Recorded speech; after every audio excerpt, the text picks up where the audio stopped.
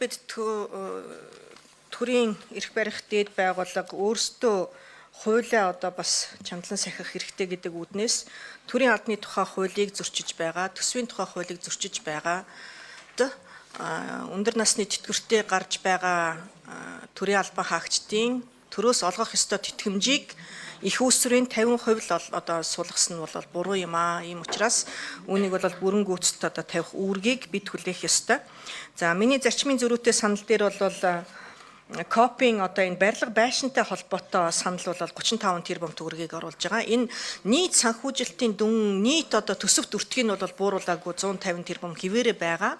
Гагцхүү энэ 26 онд тавигдсан байгаа дүнгийн 35 тэрбумын л одоо стажийнхэн нөгөө Ганбатаргын хилдгээр нэг жил хойшлуулах ийм санал байгаа буюу 26 оны онд одоо тавигдж байгаа энэ санхүүжилтийн 35 тэрбум төгрөгийн төрийн албан хаагчдын өндөр насны тэтгэр тогтоолоход олгох тэтгэмжид одоо шилжүүлэх ийм санал байгаа.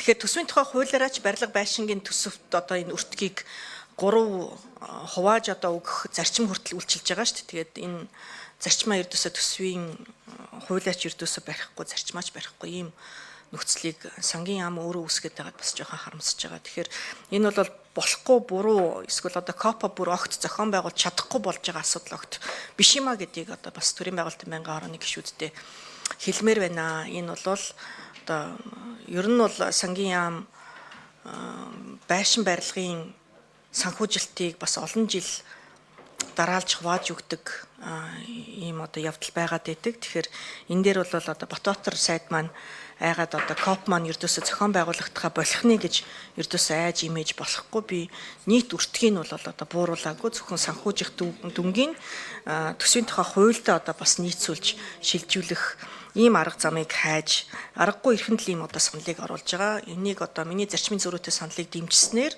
бид хуулийн зөрчлийг арилгах юмаа гэдгийг нэг талдаа сануулж нөгөө талдаа олон одоо тэтгэвртэй гарахыг хүлээж байгаа төрийн албан хаагчид бас сэтгэлдээ чилээхгүй тэтгэвртэй гарах боломжийг одоо бид бас хангаж өгөх юмаа гэдгийг сануулъя. Баярлалаа.